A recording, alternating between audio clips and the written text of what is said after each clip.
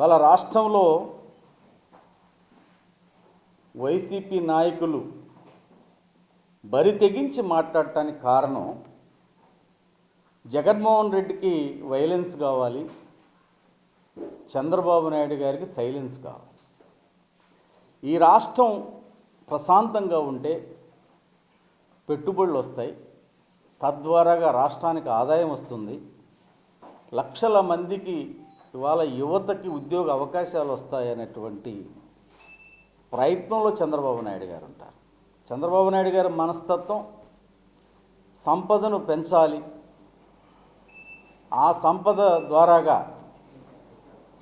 పేద బడుగు బలహీన వర్గాలకు సంక్షేమం చేయాలి, అభివృద్ధి చేయాలని ఒక లక్ష్యంతో పనిచేస్తూ ఉన్నారు. ఇవాళ ప్రపంచ నలుమూలలా తిరిగి లోకేష్ గారు, చంద్రబాబు నాయుడు గారు పెట్టుబడులు రావటానికి ప్రయత్నం చేస్తూ ఉంటే, ఇవాళ వైసీపీ నాయకులు ప్రజలు ప్రతిపక్షం హోదా ఇవ్వకపోయినా ప్రతిపక్షంలాగా చాలా మీరు రాజ్యాంగబద్ధంగా పాత్ర పోషించండి, తప్పులేదు. మీరు అడ్డంగా దొరికి జైలుకి వెళ్ళి మరి ఊరేగింపులు చేసుకుంటాం అనేది ఇదేమి సాంప్రదాయం మాకు అర్థం అవట్లేదు. ఆనాడు జగన్మోహన్ రెడ్డి జైలుకి వెళ్ళి ఊరేగింపు చేశాడు కాబట్టి ఇవాళ తప్పు చేసిన ప్రతి వ్యక్తి జైలుకి వెళ్ళి బయటకు వచ్చి పెద్ద పెద్ద ఊరేగింపులు పెట్టుకుంటున్నారు. ఇది వాళ్ళ సాంప్రదాయం. ఇవాళ ఎవడైనా కేకుల్ని గొడ్డలతో కట్ చేస్తారా? ఫ్లెక్స్లు పెట్టి మా అత్త చెప్పింది, మా అక్క చెప్పింది రఫరఫలు ఆడించమందని ఇవాళ మీడియా ముందుకు వచ్చి మాట్లాడతారా? ఈ సాంప్రదాయం తెలుగుదేశం పార్టీకి లేదు. నిన్న అంబటి రాంబాబు మాట్లాడిన మాటలు నేను తప్పు మాట్లాడాను, నేను అలా మాట్లాడి ఉండకూడదు అని ఆయన చెప్తుంటే దానికి జగన్మోహన్ రెడ్డి గారు నీకు అండగా నేనున్నాను, శాంతి భద్రతలు కాపాడటంలో పోలీసులు విఫలమయ్యారని మాట్లాడుతున్నాము. ఈ దాడులు ఖండిస్తూ ఉన్నాం, మంచిదే. పోలీసులు లేకపోతే రాంబాబు పరిస్థితి ఏమయ్యేదో ఆ వీడియో క్లిప్పింగ్స్ చూస్తే తెలుస్తుంది. ఇవాళ నువ్వు ఖండిస్తున్నావు, మంచిదే. మేము కూడా ఇటువంటి ఘటనలు దురదృష్టకరం, ఇటువంటి జరగకూడదనే మేము కోరుకుంటాం. ఎందుకంటే మా నాయకుడు చంద్రబాబు నాయుడు గారు, లోకేష్ గారు ఆదేశాల మేరకు ఉదయమే టెలికాన్ఫరెన్స్ కూడా వచ్చింది. రాష్ట్ర అధ్యక్షులు పల్లా శ్రీనివాసరావు గారు ఇటువంటి పునరావృతం కాకూడదని చెప్పడం జరిగింది. ఇది తెలుగుదేశం పార్టీ సిద్ధాంతం. ఇవాళ నువ్వు ఖండిస్తున్నావు, మరి నువ్వు అధికారంలో ఉన్నప్పుడు నిన్నేదో ఒక మాట అన్నారని చెప్పి పట్టాభి ఇంటిపైన నిర్దాక్షిణ్యంగా దాడి చేయించావు కదా. పార్టీ ఆఫీసు పైన అల్లరి మోకలను పంపించి పార్టీ ఆఫీసును పగలగొట్టి అందులో ఉన్న ఎంప్లాయీస్ను కూడా రాడ్లు పెట్టి కొట్టారు కదా. మరి ఆనాడు తప్పు అనిపించలేదా?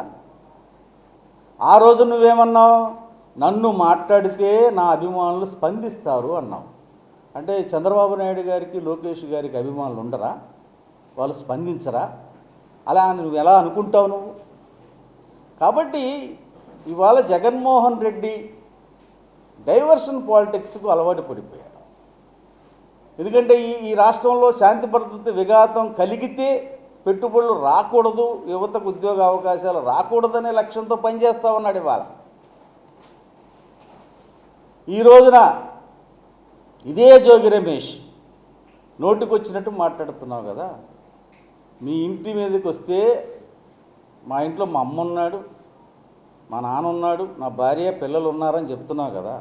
మరి పట్టాభి ఇంటి మీదకి వెళ్ళినప్పుడు అక్కడ భార్య పిల్లలు లేరా? వాస్తవం చెప్పాలంటే ఎంతో దుర్మార్గమైన చర్య. అంటే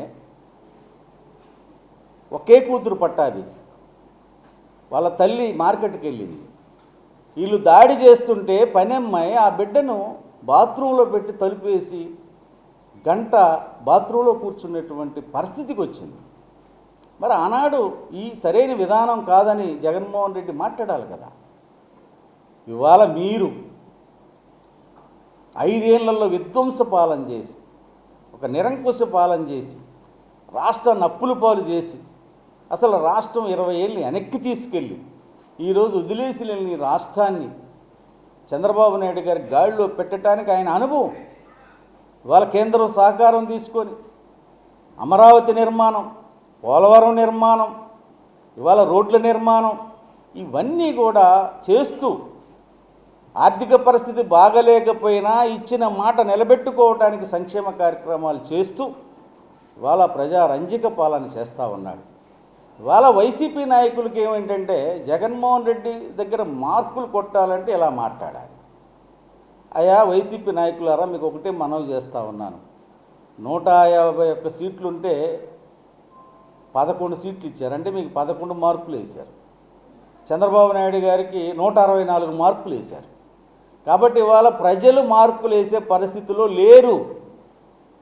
మీరు మాట్లాడిన భాష, మీరు చేసిన పనులకి ప్రజలు ఇసుగు చెంది ఇటువంటి అరాచక పాలన వద్దు, ఇటువంటి నిర్బంధ పాలన వద్దు, మాకు బాబాసాహెబ్ అంబేద్కర్ రాజ్యం కావాలి, బాబాసాహెబ్ అంబేద్కర్ రాజ్యాంగాన్ని అమలు చేసే నాయకుడు రావాలని ఇవాళ మూకమ్మడిగా కులాలకి మతాలకి అతీతంగా 164 సీట్లు ఇచ్చారు తెలుగుదేశం పార్టీ కూటమికి. కాబట్టి ఇవాళ ప్రజలు ఆలోచన ఎలా ఉందంటే అరాచకానికి తావివ్వరు. ఈ రాష్ట్రం ప్రశాంతంగా ఉండాలని ప్రతి పౌరుడు కోరుకుంటారు. ఈ రాష్ట్రం అభివృద్ధి చెందాలని ప్రతి పౌరుడు కోరుకుంటారు. అందరూ బాగుంటే అందులో మనం ఉంటాం అనేటువంటి ప్రజల ఆకాంక్షకి అనుగుణంగా చంద్రబాబు నాయుడు గారు పాలన చేస్తూ ఉన్నారు. ఇవాళ జగన్మోహన్ రెడ్డి ఒకటి గుర్తుపెట్టుకోవాలి.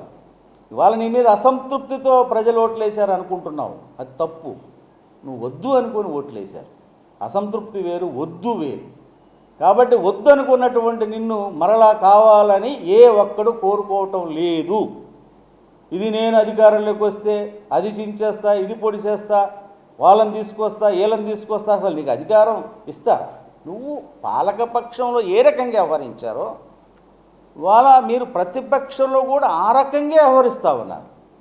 మీ మాటలు, మీ చేష్టలు చూసి ఇవాళ ప్రజలు అసహించుకుంటా ఉన్నారు. ఇవాళ ఏంటి 68 లక్షల కిలోలు కల్తీ నెయ్యి టీటీడీకి ఇచ్చారని సిట్ నిర్ధారించింది, అనేక ల్యాబులు నిర్ధారించినాయి. కానీ మీరు సిబిఐ క్లీన్ చిట్ ఇచ్చిందో ఎవరిచ్చారు క్లీన్ చిట్?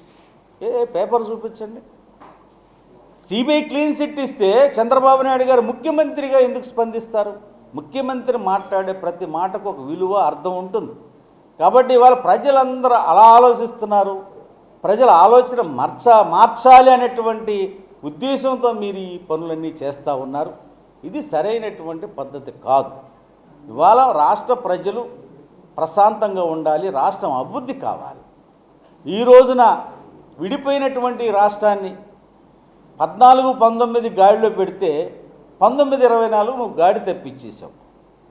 ఇవాళ ప్రతి కార్పొరేషన్లో అప్పు చేసావు. అందిన కాడికి చివరికి ఎంత దుర్మార్గం అంటే టిట్కో ఇల్లు, పాపం వాళ్ళు ఇంటికి వెళ్ళాల, ఇంకా వాళ్ళకి ఇల్లు ఎక్కడుందో తెలియదు, దాని మీద లోన్ తీసుకుంటే ఆ బ్యాంకీ వాళ్ళు వచ్చి వాళ్ళని డబ్బులు అడుగుతూ ఉన్నారు. ఎంత దుర్మార్గం చర్య అండి ఇది. చివరికి సెంటు స్థలం మీద కూడా అప్పు తీసుకున్నాం, ఏది వదల్లా. బ్రెవరేజ్ మీద 25,000 కోట్ల అప్పు. ఇలా ప్రతి కార్పొరేషన్ వాళ్ళ ఎస్సీ, ఎస్టీ, బీసీ, మైనారిటీ కార్పొరేషన్లు నీ హయాంలో నిర్వీర్యం చేసినటువంటి నేపథ్యం. ఇవాళ అవన్నీ గాడిలో పెడతానికి వాళ్ళు కష్టపడుతూ ఉంటే ఈ రకమైనటువంటి మాటలు మాట్లాడి తెలుగుదేశం పార్టీ శ్రేణుల్ని వాళ్ళ మనోభావాలు దెబ్బతీసే విధంగా మాట్లాడటం. ఇవాళ 1 కోటి మంది కార్యకర్తలు కలిగిన పార్టీది. ఏ 10 మందికో 20 మందికో 50 మందికో ఆవేశంతో ఇటువంటి ఘటనలు జరిగి ఉండొచ్చు, కానీ అటువంటివి జరగకూడదు అనేటువంటిదే మా పార్టీ యొక్క ఆలోచన, మా నాయకుడి యొక్క ఆలోచన. దాన్ని మేమేమి బ్రహ్మాండంగా చేశారంటలా. కానీ జగన్మోహన్ రెడ్డి ఇవాళ చంద్రబాబు నాయుడు గారు, లోకేష్ గారు ఈ విషయాలను ఖండిస్తుంటే ఆనాడు జగన్మోహన్ రెడ్డి కానీ ఆ పార్టీ శ్రేణులు కానీ ఒక్క మాట మాట్లాడింది లేదు. ఇదే జోగి రమేష్ నేను అడుగుతున్నా సూటిగా, నువ్వు నీ ఇంటి మీద దగ్గరికి వస్తే నువ్వు అంత బాధపడుతున్నావు కదా, 14 ఏళ్ళు ముఖ్యమంత్రి చేసిన చంద్రబాబు నాయుడు గారి ఇంటి దగ్గరికి వెళ్ళి రాళ్ళేసినప్పుడు అప్పుడు నీకు ఇది గుర్తు రాలేదా? ఇవాళ నువ్వు దేనికి వెళ్ళావు జైలుకి? ఏమైనా బలహీన వర్గాల పక్షాన పోరాటం చేసి వాళ్ళ హక్కుల కోసం పోరాటం చేసి నువ్వు జైలుకి వెళ్ళావా? నువ్వు అడ్డంగా నకిలీ మద్యంలో దొరికి జైలుకి వెళ్ళిన పెద్ద మనిషివి. జైలు నుంచి నువ్వేదో మహానేతలాగా ఈ బడుగు వర్గాలకి, పేద వర్గాలకి ఏదో సేవ చేసిన వాడిలాగా నువ్వు పెద్ద ఊరేగింపు వెళ్ళి ఊరేగింపు అనంతరం నువ్వు మాట్లాడే మాటలేంటి? ఒక ముఖ్యమంత్రి గారిని పట్టుకొని, ఒక నారా లోకేష్ గారిని పట్టుకొని, ఒక పవన్ కళ్యాణ్ గారిని పట్టుకొని మీ నోటికి వచ్చినట్టు మాట్లాడితే మేము క్షమించిన సభ్య సమాజం మిమ్మల్ని క్షమించదు. ఇవాళ ప్రతి ఒక్కళ్ళు వచ్చేసి మాట్లాడుతున్నారు, వైసీపీ నాయకులు కూడా. ఇటువంటి చాలా దురదృష్టకరమైనటువంటి విషయాలని మీ పాలనలో జరిగినప్పుడు ఏ ఒక్కడన్నా, ఇవాళ మేము చెప్తున్నాం ఇటువంటి జరిగి ఉండకూడదు, జరగకూడదని నేను ప్రెస్ ద్వారాగా చెప్తా ఉన్నాను. ఇలాగ ఏ వైసీపీ నాయకుడైనా గత వాళ్ళ 5 ఏళ్ల పాలనలో వాళ్ళు చేసిన అరాచకాలు, బలహీన వర్గాలని ఊసకోత కోశారు. బీసీలని, ఎస్సీలని, మైనారిటీలను ఎంతమందిని చంపారో తెలియదు. వాళ్లకు ఎదురు మాట్లాడితే పీకలు కోసినటువంటి నేపథ్యాన్ని చూసాం. కానీ ఇవాళ అటువంటిది లేదే. వాళ్ళు చంద్రబాబు నాయుడు గారు ఎప్పుడు ప్రశాంతంగా ఉండాలి రాష్ట్రం అని కోరుకునే వ్యక్తి. లా అండ్ ఆర్డర్ విషయంలో ఎవరైనా పార్టీ వాళ్ళైనా క్షమించినటువంటి వ్యక్తి చంద్రబాబు నాయుడు గారు. ఆయన అనేక కాన్ఫరెన్సులు, అనేక మీటింగుల్లో చెప్తారు, మీరు వ్యక్తిగత దోషాలు చేయొద్దు, మీరు తప్పు చేయొద్దు, తప్పు చేస్తే చట్టానికి ఎవరైనా అతీతులు కారు. మీరు ప్రజలు అవకాశం ఇచ్చారు, అధికారం ఉంటే ప్రజలకు సేవ చేస్తాం, అధికారం లేకపోతే ప్రజల పక్షాన పోరాటం చేస్తాం. ఇవాళ ప్రజలకు మేలు చేస్తున్నాం. మేము అధికారం ఉన్నా లేకపోయినా తెలుగుదేశం పార్టీ నాయకులు, కార్యకర్తలు ఒక క్రమశిక్షణతో మా సిద్ధాంత పరంగా మేము ముందుకు వెళ్తాం తప్ప, ఇవాళ జగన్మోహన్ రెడ్డి సిద్ధాంతం ప్రకారం ఆయనకు తిడితే నచ్చుద్ది, ఆయన పగలగొడితే నచ్చుద్ది, ఆయనకు ఏ తప్పు చేసినా ఆయన మాట్లాడే మాటలు ఆయనకు నచ్చాలని మాట్లాడుతున్నారు, ఆయన కళ్ళల్లో ఆనందం చూడాలని మాట్లాడుతూ ఉన్నారు. కానీ ప్రజలు చాలా చైతన్యవంతులు, ప్రజలు ప్రతి విషయాన్ని గమనిస్తూ ఉంటారు. ఇవాళ వీళ్ళు గతంలో మాట్లాడినటువంటి వాళ్ళని ఎందుకు వదిలేశారని అడుగుతూ ఉన్నారు. కానీ చట్టరీత్యా తప్పు చేసిన వాళ్ళ మీదే ఇవాళ రెడ్ బుక్ అంటున్నారు. అందులో రాజ్యాంగబద్ధంగా పనిచేసిన వాళ్ళ మీద ఏ రకమైన చర్యలు ఉండవు. రాజ్యాంగ వ్యతిరేకంగా ప్రభుత్వంలో అధికారాన్ని అడ్డుపెట్టి తప్పులు చేసిన వాళ్ళపైన చర్యలు ఉంటాయి. అది తప్పు చేసిన వాడు శిక్షార్హుడు, వాడు శిక్ష నుంచి తప్పించుకోలేడు ఎక్కడున్నా కూడా. రేపు ఎవరు అధికారులు ఉంటారా ఎవరు ఉండరా అనేది కాదు ముఖ్యం. ప్రజలు ఇచ్చినటువంటి అవకాశాన్ని ప్రజల కోసం, ప్రజాహితం కోసం, ప్రజల సంక్షేమం కోసం, రాష్ట్ర అభివృద్ధి కోసం పనిచేసే పార్టీ తెలుగుదేశం పార్టీ అనేటువంటి విషయం వైసీపీ శ్రేణులు గమనించాలి. ఇకనైనా నోరు అదుపులో పెట్టుకోండి. మీ విమర్శలేనుంటే ప్రభుత్వం తప్పు చేస్తే విమర్శ చేయండి, ఆ విమర్శ సరైనది అయితే మేము సరిచేసుకుంటాం. మీరే కాదు, ప్రజలకు కూడా హక్కు ఉంది, ప్రజా సంఘాలకు హక్కు ఉంది, అన్ని రాజకీయ పార్టీలకు హక్కు ఉంది. ప్రభుత్వం తప్పు చేస్తే ఈ తప్పు చేశారని చెప్పండి, తప్పు అయితే సరిచేసుకుంటాం. అంతే తప్ప ఈ రకమైనటువంటి మాటలు ఏ పార్టీ వాళ్ళు మాట్లాడినా, ఇటువంటి చర్యలు ఏ పార్టీ వాళ్ళు చేసినా అది సరైనది కాదని మనం చేస్తా ఉన్నాం.